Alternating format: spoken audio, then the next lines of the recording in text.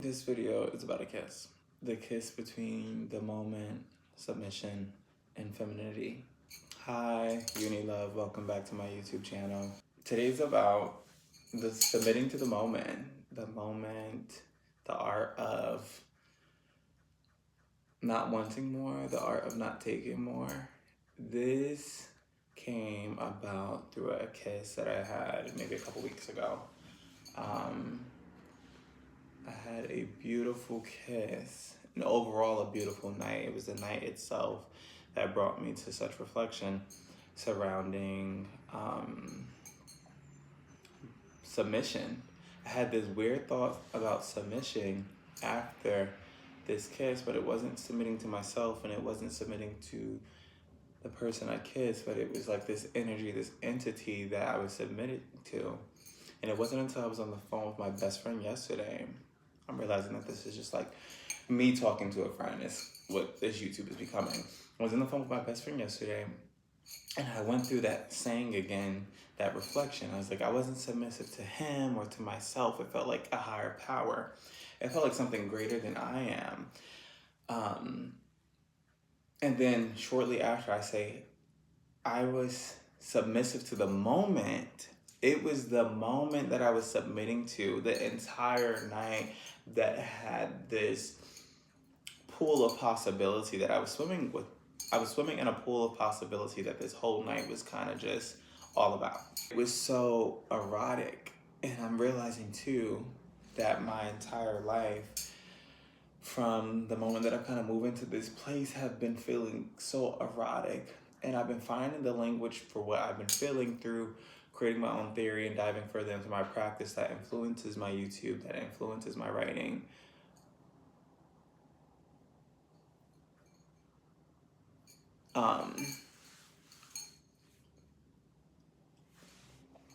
Yeah. Okay, hold on. I don't want that to be like disruptive. So, yeah, since I've moved into this place, and let me tell y'all, I think even the ability that I moved into this place without knowing, with a level of uncertainty, is even erotic in itself. I was coming out of a relationship. I already knew that I needed to move. I didn't know how I was going to afford, but I just knew I had the money to move in. I didn't know how I was going to furnish it. I just knew that I just had the money to move in. And I didn't know how I was going to get groceries, but I know I had the money to move in. And I knew it was really important for me to spend some time alone and into my own space and just away from what I was surrounding myself with, because I had to quiet out the noise. And it was just relationships that weren't working, but also an old identity that I was shedding during that relationship. I feel like that was really pertaining to my creativity, pertaining to my practice. And I don't think that relationship was helping, doing either of us any justice. So I knew that I needed my own space so that way I can be imperfect and that I can be a mess. And I think too, within my past relationship, that was something I just was not able to be. I felt like being human was a crime. Even though I was granting humanness to the others, it did feel like being human was a crime. So I knew this space would allow me to unfold the way that I wanted it to unfold. And I've been doing that. And I think that in itself is erotic because I'm not completely immersed within knowing completely. And the thing is, eroticism needs imagination. Eroticism needs this space to play, to be free. Eroticism does not thrive in spaces where it is bounded. It's like a table. I'm bounded to this ground. Eroticism is like femininity. It's fluid. It's everywhere. It can fit in anything. It's coming over here and over there and at this time and at this time. It's all, I hope I'm making sense of how I'm trying to put down eroticism. But yes, eroticism is the space that we allow ourselves to exist in that is full of possibilities, yet we're not clinging on to one. We're not clinging on to an expectation or an outcome. Eroticism likes to be free. Eroticism also likes things that are like taboo. That taboo creates attraction. Knowing that I'm not supposed to do this thing almost creates this alluring pull, this erotic pull to do the thing. And that's why eroticism also doesn't like permission. Because permission almost comes with rules and restrictions of what you can do and should do and how you should do it. Eroticism doesn't do well with rules. That's why it also thrives and freedom becomes a breeding ground for it. And what allows for freedom to fuel it is how are you allowing yourself to play? And this came within my practice of learning a bit about Esther Perel, but she applies it specifically in relationships, where I realize what I've been doing is applying it to life itself and with myself. And I realized, I guess, as a Pisces too, I've always been erotic. And I realized that my last relationship that I left, there was nothing erotic about it. And I'm an erotic being. I am the epitome of a fantasy of living within the subconscious, of not being able to be tied down or held down. And I feel like my last relationship completely dulled that flame. It dulled that eroticism. Then I sparked back up, and I'm glad to have this passion ignited. I'm glad to have this feeling ignited. And I'm getting a bit off track from the main course of the video, but I like to think and feel as though they're all tying in. So yeah, she applies it in a relational aspect where I was realizing it's more of a relationship with self, a relationship with life, and that relationship with life is the relationship with self. And I've been in this space, and it feels really amazing. It feels really good. And that's what's been leading up to me kind of having... I've been in a period of just kissing people over the past 3 weeks. It has been a different person each week. Now, there's no shame, because that is a kill. That is a killer of desire and eroticism, is shame and judgment. I don't have any shame. I don't have any shame because I know what I'm doing, I know how I'm doing it, and I'm loving what I'm doing. It's fun, it's careless, and that's all that matters. So this night, I'm out at a bar studying, specifically my best friend's bar that he works at, and I'm studying. I'm planning to study, and I actually do end up studying. If you don't know, I'm in school for sociology, so I'm completing assignments that I actually end up completing, and in the midst of completing, I end up getting really tipsy. And my best friend at this point had asked if we're just having like a little girls' night, or if he can bring this guy over to his place, not his place, but his work that, he's dealing with. Not dealing with, but just wants to see. And we're all like, yeah, and I think we're also trying to see where we're going next. Are we going home, or is everyone just going their own way? Are we going out? I'm feeling where I'm at, because I did say I was gonna leave at 10:30. I don't end up leaving. He's on his date, we're chilling, I'm drinking, I'm doing my assignment. He comes back around to me and he goes, "Are you leaving?" And it was like that question sparked some level of curiosity, that like seeing him just be on a date and have someone that, not to say the sole purpose of him in this connection at the time is simply entertain, but how I'm perceiving it, that you can entertain and to be entertained, just seemed fun in the moment. And being able to witness that, I was like, I think I want to play too. So I look at one of his coworkers and I was like, I actually might not leave. I think I might play around. That comes into me having a conversation. We're going to call this guy Ben, for the sake of this video. So I'm having a conversation with Ben, and I am someone who does not like surface level conversation. So I will ask pretty much heavy things out the gate. So I immediately was like, "What are you into?"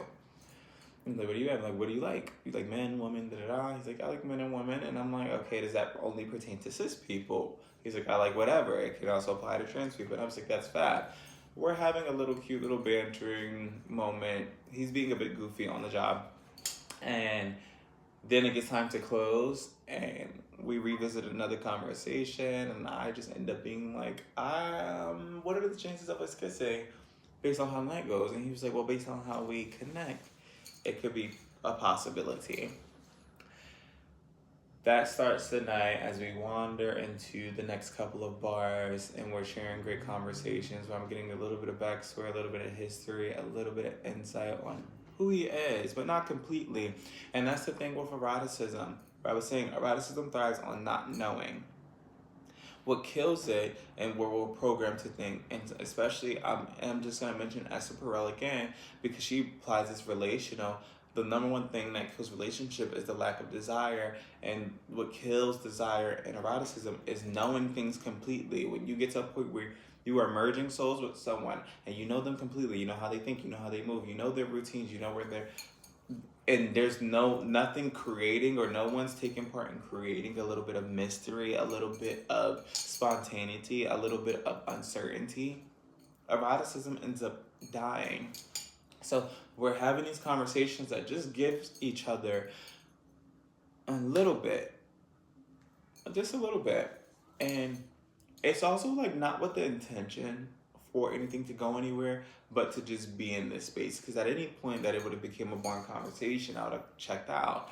But it's just operating within this fun, freeing space with the possibility that a kiss or something more or nothing at all can happen.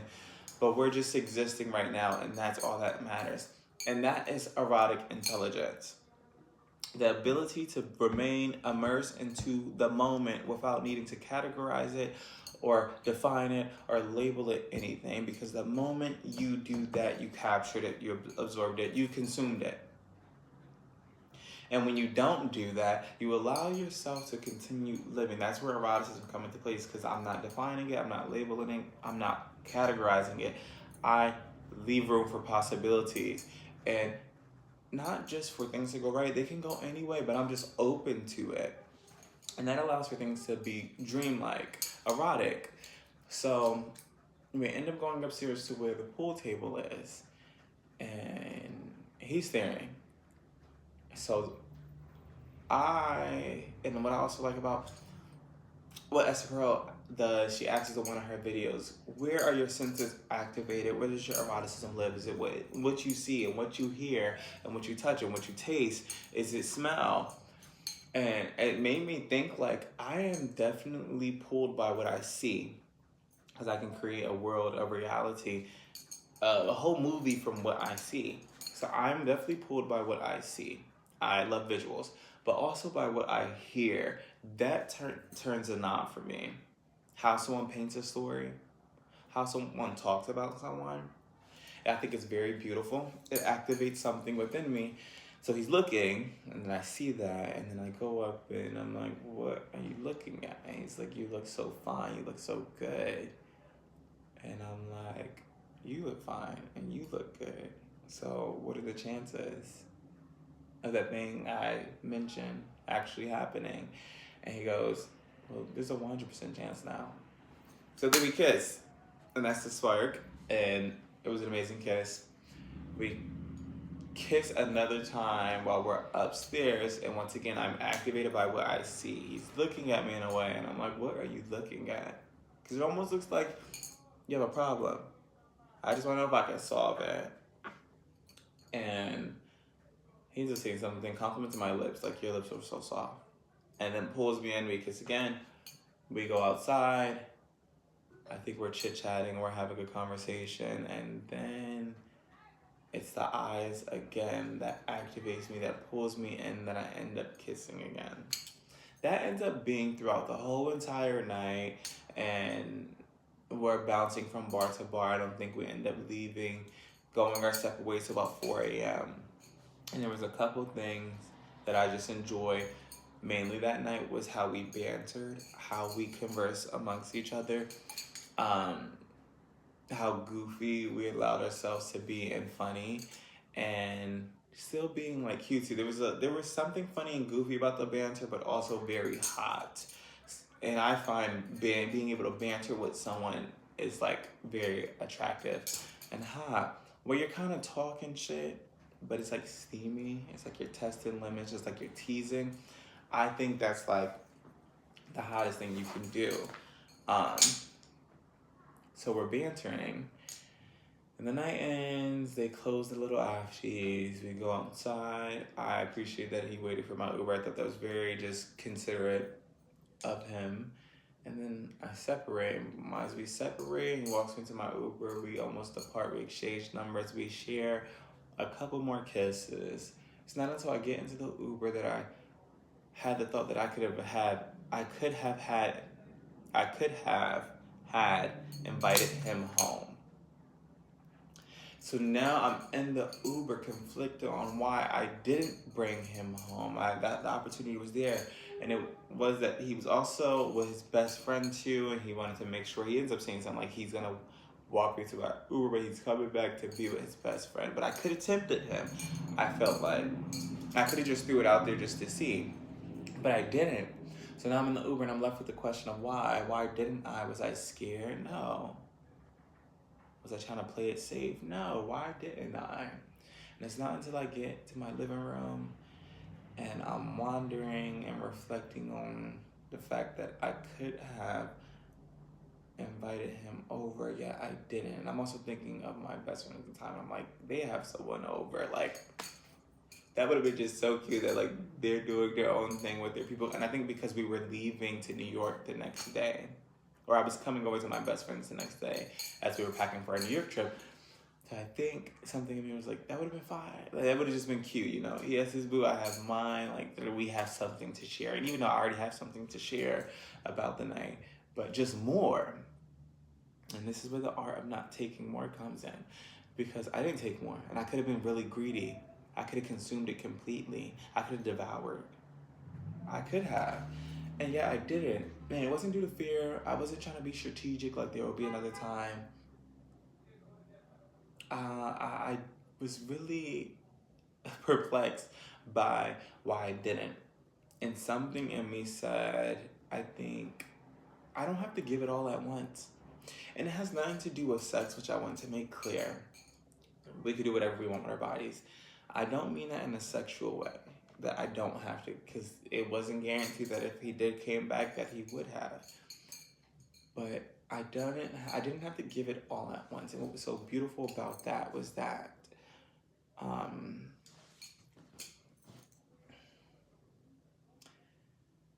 there's so much more to me. And I think that I was realizing that it's a beauty to witness that unfolding, the blossoming of the flower, the process of the cycle. You know, it's like doing your laundry. You started, it goes through these process, it goes through these sets, these settings, these modes until it is complete. And it was just like, I don't have to give it all at once. Some people don't deserve having it all at once either. Seeing it all, being able to experience it all, having just to be in the presence, having the opportunity to be in the presence of it all. You know, and it was something just empowering about that feeling. But then the next morning I got back to the same exact thought, and it was like I was submissive to something, but not to him. I didn't feel like I was submissive to him. Now he could have told me any and everything, but I wasn't submissive to him. And I wasn't submissive to myself, or like a feeling, or maybe it would be a feeling. Maybe it is a feeling now. I'm even thinking of it now. But it was like, I was submissive to energy, an entity. It felt like something so much greater than me, like something intangible that I can't touch. Because it's in right here, right now. It's like in the smoke of the air. And that's where yesterday I had the conversation with my best friend, and I'm like, I was submissive, submissive to the moment. Then I had said I was submissive to an energy, an entity, something greater than I am. I was submissive to just the essence of what we were dancing between. Each other, the night, the bars, our friends, the liquor, the drinks, me studying. I was dancing between all of that. And I was completely immersed in the night without needing to categorize or label or define whatever it was between him and I. And which was funny, when I initially had asked about kissing, the immediate thought or question to me, or just he felt called to say was, I'm not looking for anything serious. I think he also got in a relationship. I was like, I got out of a relationship as well. I'm not looking for anything serious. I'm right here, right now in this moment. And I think that comes from the society that we live in where like people think that they can't have something casual without things just getting messy or mixy. And I think that only comes from the lack of communication, authenticity, and truth people are willing to even have in their casual connections with people. And it's like, you can have what you want. You're most likely be able to get it when you can just say it without, we can skip the baby talk. Let's just be cool and be friends. And we have this beneficial aspect that's like the cherry on top to it all. We start being sneaky and just sneaky and feeling like we have to kind of hide or duel an experience with people just so that to control whether or how someone catches feelings. And it's also the like that like we're not allowing people to even bring themselves to the space of I feel like catching feelings and being able to be very communicative about that. So we're not even creating the space for someone to be communicative if they did, let alone to be communicative about still, even if someone does, this isn't working and that we need to adjust what we're doing. And yeah, so he initially asked that question. I'm like, I just asked for a kiss. I don't know how we got to dating or you needing to take anyone serious, but that's all I asked for. So let's actually stay here in this moment, in the present, without all the extra stuff.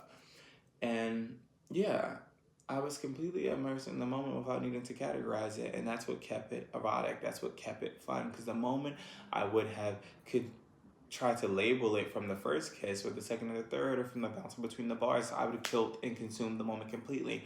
And I think the moment I would have brought him home, I would have completed the moment. I would have defined it. Something would have been categorized, something would have been labeled. And I was already satisfied. And that's the thing too. I was already satisfied with what had already occurred. And like I said, I could have been very greedy and selfish. But there was something about that moment that was just good as it is. My thirst was quenched. And yeah, that's the art of not taking more. And thank you for coming to my TED Talk. Bye, y'all.